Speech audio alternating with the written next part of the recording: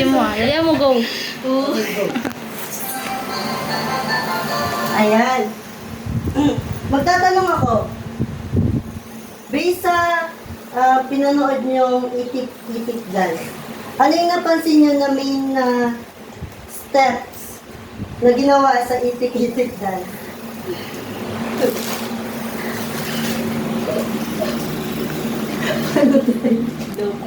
Doon pala ito palakihin. Sa gilid. Putik. Saan? Ano yung tanong mo? Yung tanong mo? Based sa nakita niyo sa sayaw, ano yung napapansin yung step na pinaka-main na ginagamit sa sayaw na yun?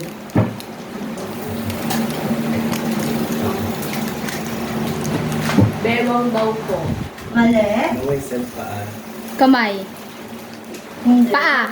Paa. Tama siya sa kamay, pero may specific na movement silang ginagawa doon. Balikat.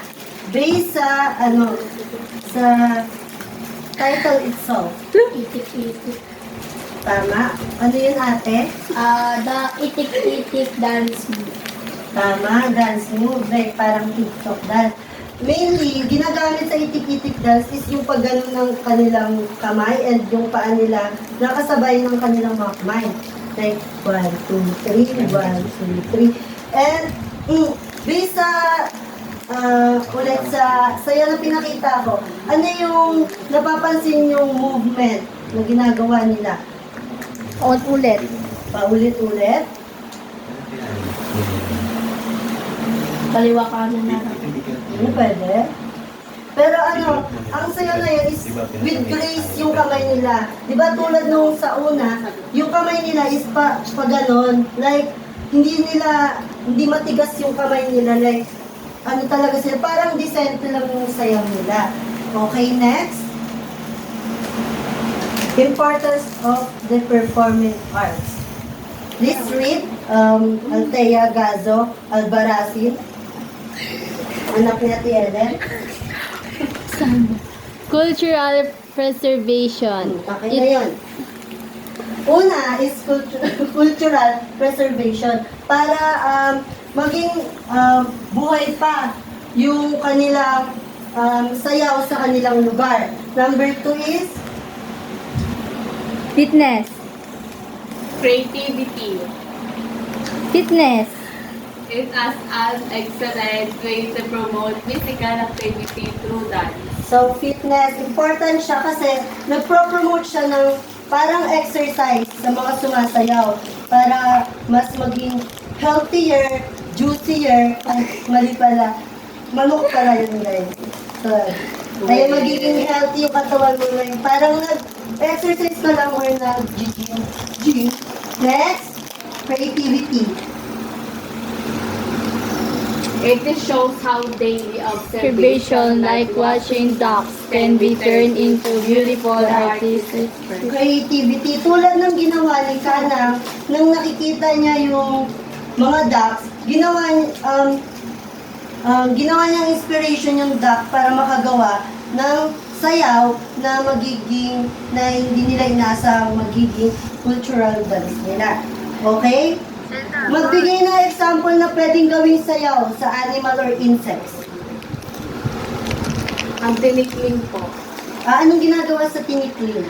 Yung kanilang mga paa po, maano po, yung mga animal, yung paa po nila, Ano nga uli nire-represent ng tinikling na ibon? indigenous people. Mali. Animal po siya, lumilipad. Bird. Eagle. Tama, bird, pero meron... Tinik-tik. Parrot. Mali. Itik-itik. Hindi. Letter T yung isang. Tinik-tinik. Tik-tik. You're so funny. Stand until our lesson's done.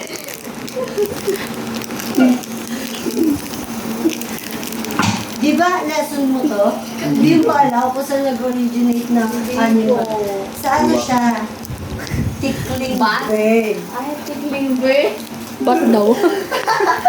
Sorry guys. Kidding aside, let's have Ito.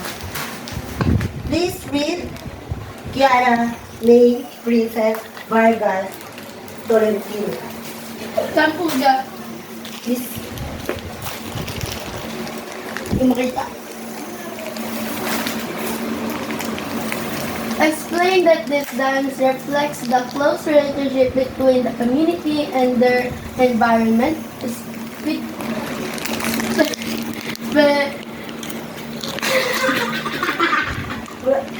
Specifically local Wildlife farming. wildlife or farming life. nagbabasa.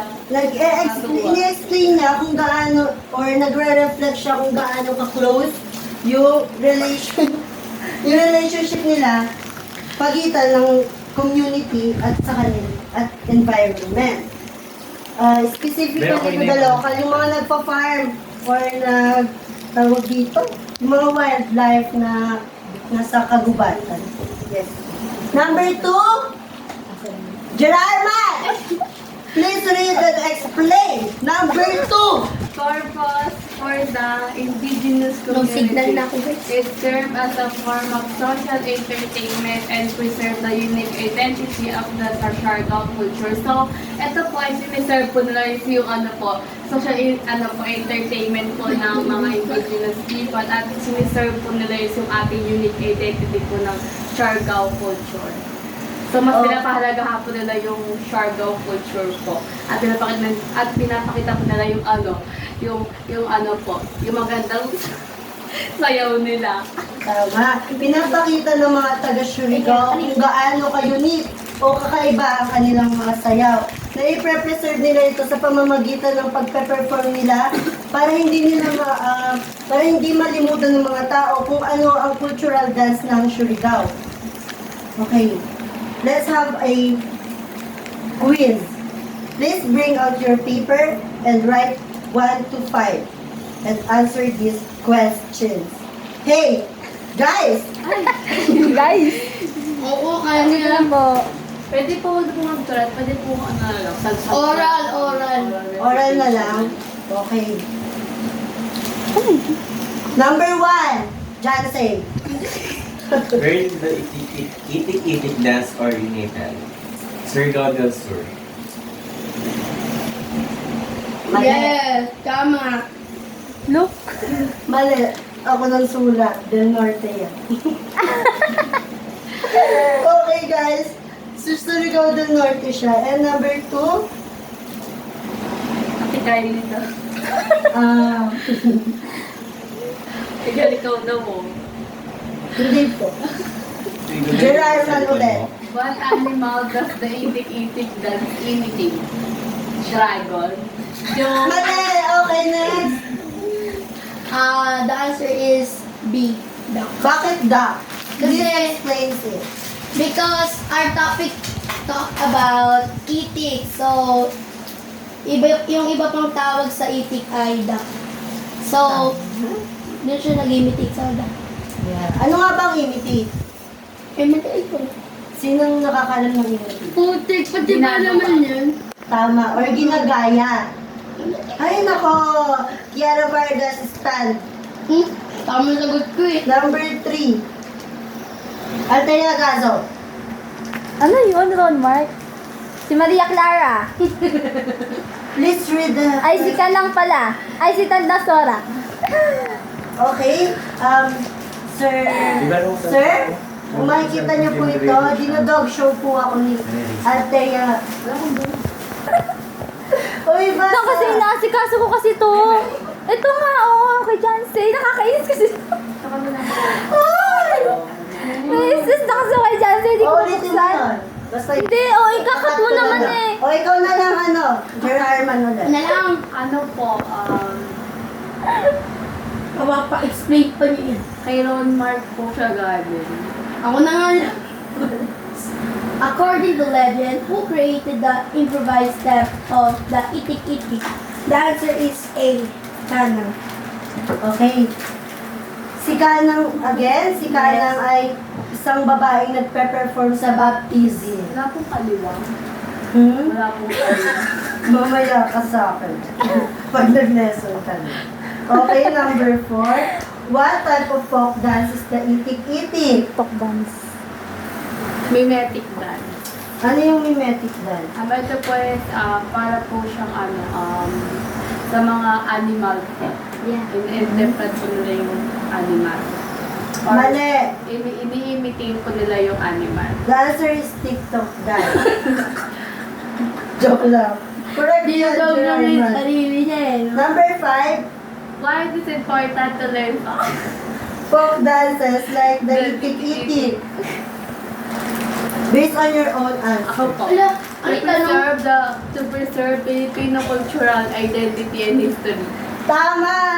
Own answer mo yung nalasosisyon. So, guys, this is the end of our lesson about itik-itik dance. It's my turn na po. Goodbye. May pera mo may cellphone mo. Hasta la vista!